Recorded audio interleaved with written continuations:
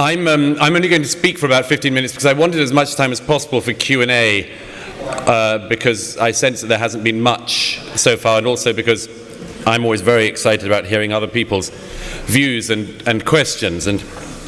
But let me start by making a few remarks. The first, by the way, is that I'll talk a little about my recent book.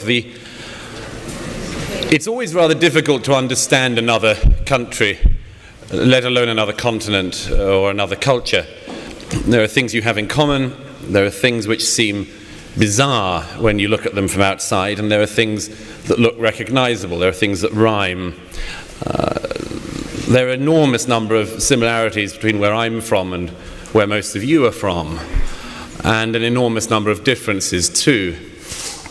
I've been in the States all week, spoken at a campus, and was on the West Coast at the beginning of the week, and I had one of those disassociation moments in San Francisco when I had been in my, I think, second day in the city, and I just noticed that absolutely everywhere there seemed to be posters advertising deliveries services for marijuana.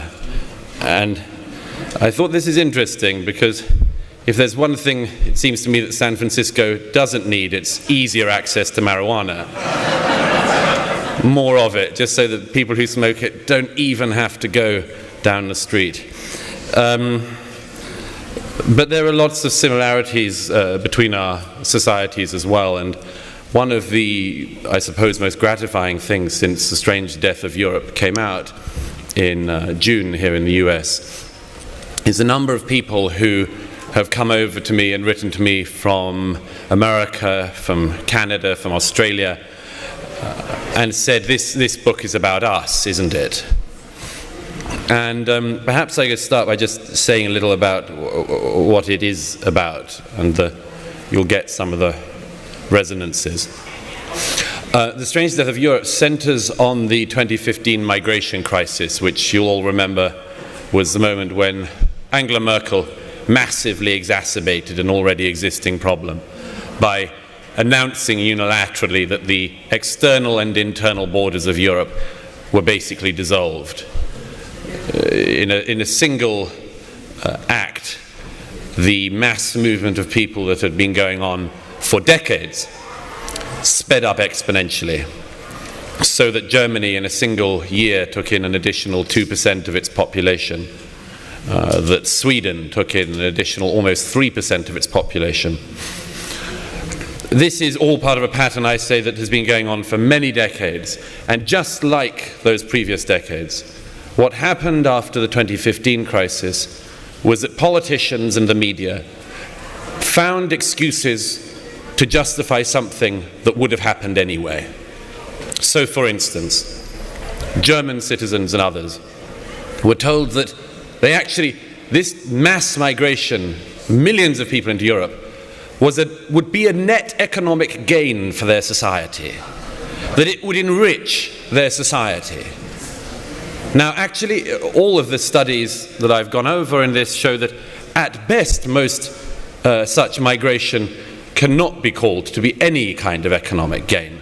A study in Britain showed that over a 15-year period, migrants took out 95 billion more in services than they put in taxation. And of course they would. If you go to another country, you don't speak the language, you don't have the skills, it's going to be a very long time before you've put in anything into the welfare system remotely like the amount that you and your family will have taken out. But this is one of the arguments that are made. And by the way, just as in all of the decades after the war, so in the post-2015 moment, the governments that came up with these explanations had to hedge around the facts, so that just like the Labour government after 1997, they had to pretend that the average migrant was a Luxembourgian hedge funder.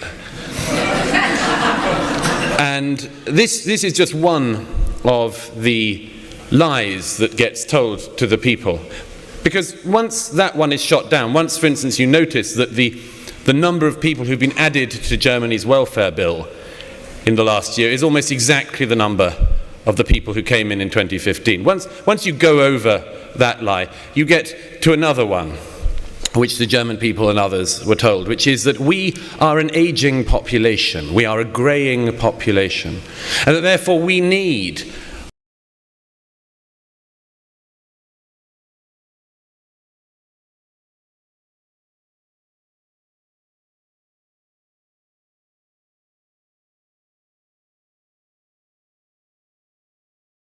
the startling fact that migrants get old as well. It's amazingly enough, it's not just us Europeans who suffer the aging process. Who knew? But of course, if you do believe in that idea, that you need to keep on bringing people to keep yourself in the custom that you're now used to, you get what I describe as the pyramid problem in migration. You keep having to bring in more and more people all the time to keep yourselves in that sustainable societal moment. But so if once you get the one of, well, okay, maybe they don't make us richer, maybe the aging population thing doesn't work, you get to another one, which is diversity. It doesn't matter if we're financially poorer. It doesn't matter because we're so much more culturally rich. Now, I should say that there is something in this. What society, Europeans certainly wouldn't do, is what society doesn't want to know as much of interest and culture as the world has to offer. Who doesn't want to know as much about the world and about the ideas of the world as possible? But, of course, the first person from, for instance, India to bring Indian cuisine into the UK does an interesting service, vims up the local cuisine. It's not the case that the next 100 Indians who come in, for instance, bring 100 times more interesting cuisine. It's not the case that the first Sudanese poet who enters the UK massively brings interest to your country, and that the next 1,000 people from Sudan continue to just bring ever richer versions of the poetry of Sudan. And by the way, please don't ask me to name my favorite Sudanese poet. But this is just a part of that life. They also say, you also notice, by the way, that this is always a one-way street. Not once in my adult life have I heard anybody say that the thing that Eritrea needs most is an injection of Welshmen. that they just could do with some Welsh cooking. Or singing. Nobody says this. Nobody says, as Mark Stein and I were saying in the conversation recently, nobody says, the thing that the Somalis really need is a bit more Bach. I actually think it'd be nice for them if they had a bit more Bach, but nobody thinks that's an appropriate way to say it. But Europeans are told there's something hollow at our heart, as if we in Europe, the culture of Dante and Goethe and Bach, has some kind of diminishment, something hollow at its center that needs filling by the world. And then you get to another stage in this, which is, okay, maybe it doesn't make you richer. Maybe the aging population thing does fall apart. Maybe the diversity thing isn't all it's cracked up to be. Or, as I put it at one point in my book, maybe we have to just do an agreement that this is a quid pro quo. We have a bit more gang rape and beheading than we used to have, but then there's a wider range of cuisines. So who's to... Life's all swings and roundabouts, so... But then you get to the last stage of that, which is the one that politicians now say and speak to us about, which is, okay, maybe none of these things are the case. Well, suck it up. This is globalization. This is going to happen anyway. This is a hell of a way to speak to the general public about their and their children's future. And it is only said, once again, to the peoples of Europe in this tone.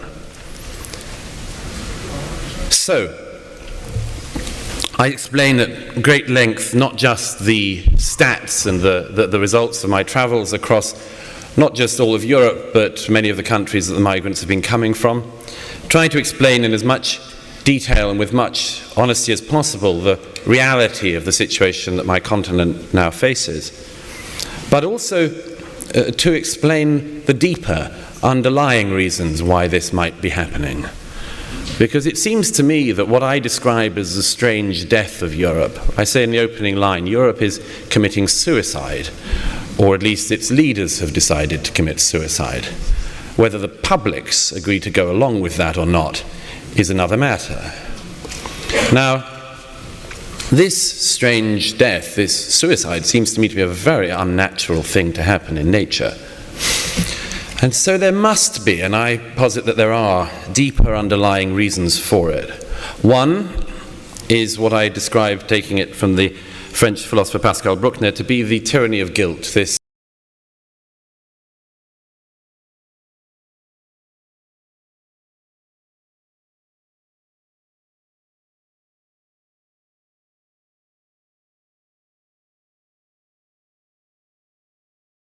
so you now have it in America.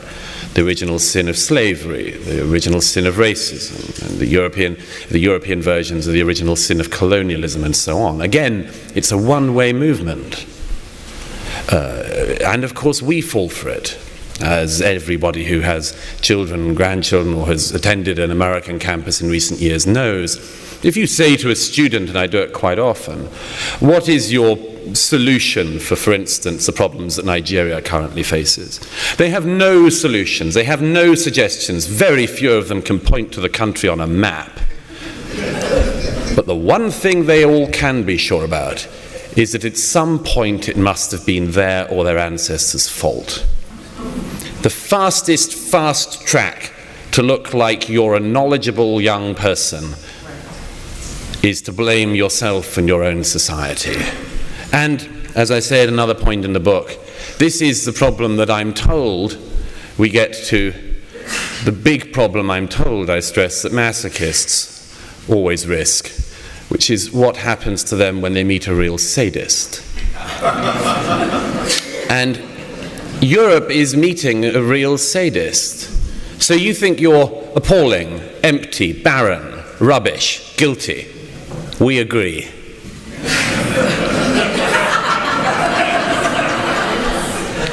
This seems to me to be the worst possible concatenation of events. The mass movement of peoples into a society, then at the point that that society appears to have lost its own faith in itself. This, two of the other big underlying issues I raise in the book, are what I call firstly the sense of European tiredness, as a German word I use that translates roughly as tiredness with history, or weariness with history, where you've gone through so many of the wars of religion, the wars of nation states, the wars of ideas, the political dreams, that you're just tired of it all. And that, at that point, a change might be as good as a rest. And then there's a sense of what I describe as a sense that the story may have run out, and that this is just our fate to go through. Now, I'm very weary and wary, rather, about making predictions. I do at the end of the book say roughly two directions I think this could go, but specific predictions I tend to avoid. After all, we live in a world where Harvey Weinstein can end up causing the resignation of the British Defence Minister, so who knows what the rules of causality are in this world we now live in. But there are some predictions that you can make. One is that it's fairly obvious that Europe will not be the same place with different people in it, and that it isn't the case that people who just walk into a continent immediately absorb all the ideas of that continent. And I say in the subtitle of my book is Immigration, Identity and Islam, that the Islam bit matters because it's clearly proving for Europe to be the part that we may not be able to digest, or are finding it at the very least very hard to digest. And, you know, there are all sorts of motifs that go around on this. One is the constant claim that there might at some point be a tipping point. I've given up claiming that there is such a thing as a tipping point. If we'd have met this time last year and you'd said to me there'll be 3 major terrorist attacks in your country in the opening months of the year, I'd have probably said, well, that might be the tipping point. But it turns out that 22 young women killed on a Monday night at a pop concert in Manchester, within hours the motif becomes, how can we have love rather than hate? How can we overcome hate? Hatey, hatey, hate. Sing John Lennon's Imagine. Imagine there's no borders. Great idea. Or then we had one of the Gallagher brothers' songs, a song called Don't Look Back in Anger. People started crooning away, Don't Look Back in Anger. Why not? Why not? You know, we had a Love, Love, Stop the Hate concert, I think 2 weekends after the Manchester Arena bombing. And there was a bit of, that was sad. And then they got onto all the dancing and boogieing. They didn't pay any attention, the media didn't pay attention to the fact that the dead hadn't even been buried. There were still girls in the hospitals having bits of bolts and nails taken out of their spines. Well, at least we've moved on, it didn't get us down. Boogie on. I deeply resent this tone, and I suspect and know that a great number of the members of the public in Europe deeply dislike it too. The reception of this book, by the way, has been rather startling. The Guardian and the New York Times both tried to snuff this out at birth and didn't succeed. It's now I think the best-selling non-fiction book of the year in the UK. It's been the top. I'm not after applause for it, but yes, the publishers said that actually their quarterly reports were far higher than they expected because of me and Harry Potter, which was not a combination I'd ever thought would come about, but my mother had told me for a long time that it would be worth getting into books about wizards because it was good for sales. So I was pleased to say I got there without the wizards. And the best thing really has been the number of publishers that have been sidling up to me since, saying things like, I told my bosses we should do something in this area. One publisher in the UK said to me that their boss, after my book had been at the top of the bestseller lists for 20 weeks, said that their boss said to them, well, we don't want those readers.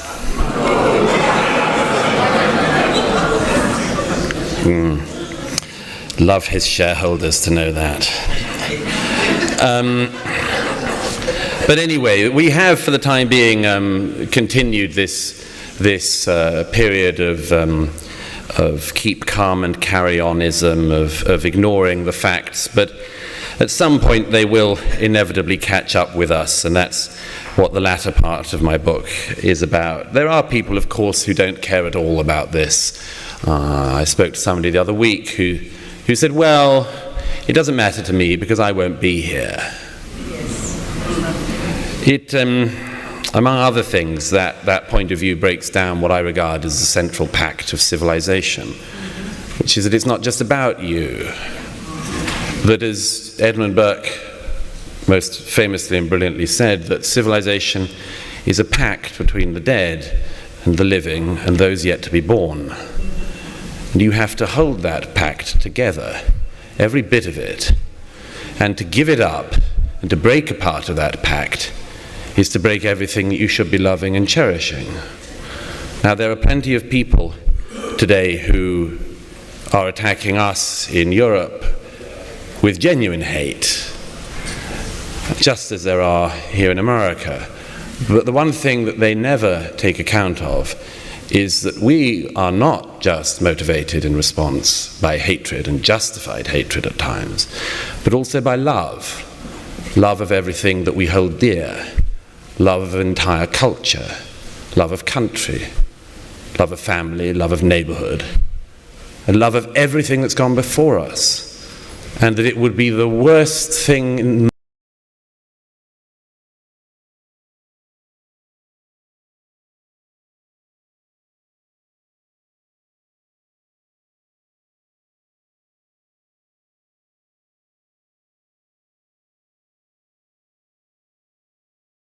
generation. It's in the balance there in Britain as it is here.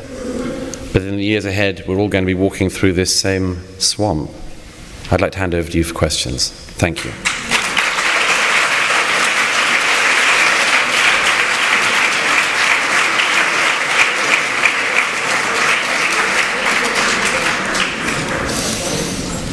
I don't know whether there's a microphone or whether people with large lungs can just holler.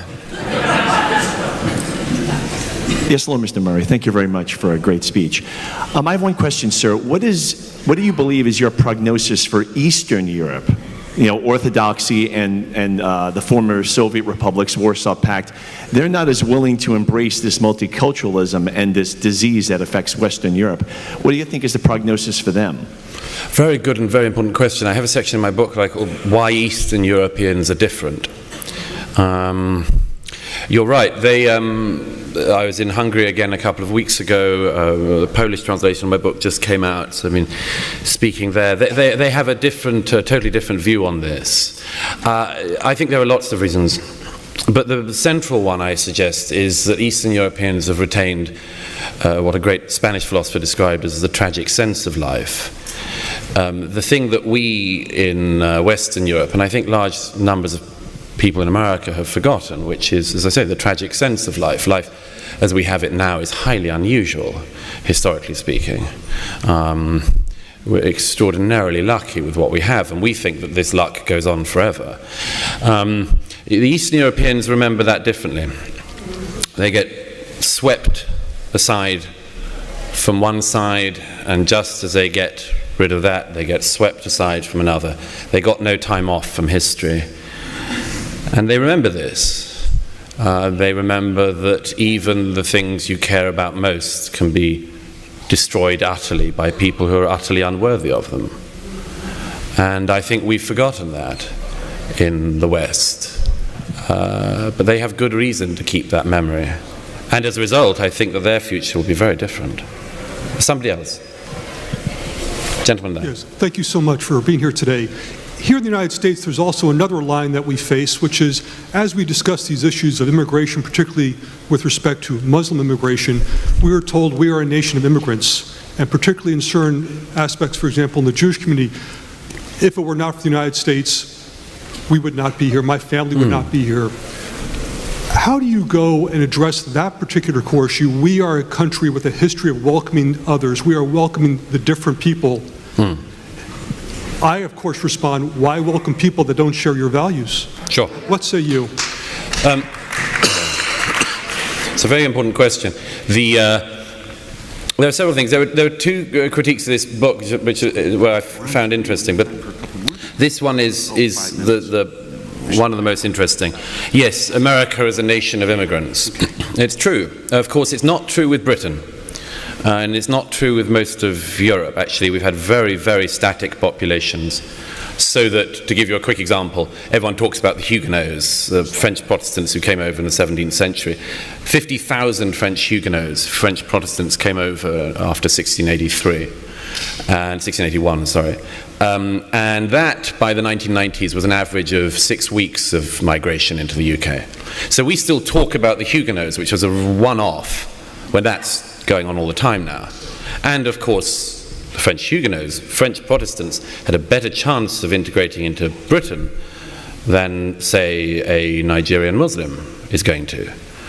And I think this is a question, this is not a science, but there are obvious truths that we have to be able to face up to, which is that some groups integrate better than others, and we have to work out what the general rules are. Now, where I'm from, as I say, that this is a deeper problem than it is here. Your sense that you have an integration success story, you still have the sense that it's a good thing to be in America and that you're lucky to be in America, and a lot of things like that. The response in Europe is very, very different on that. And, I would say that one of the things you can agree is, let's at least look at what the basic ground rules are. Okay? If I moved to this country, for instance, and became a citizen, I might say, I want to bring certain of my values. Imagine if I said to you, I would like to bring my car. Okay. You might think that's a rather odd thing to do, but okay. And my wheel would be on the other side from yours. You say, okay, just sort of quirk. This British guy likes driving on that side of it. But if I said, and I also want to continue to have the right to drive down the left-hand side,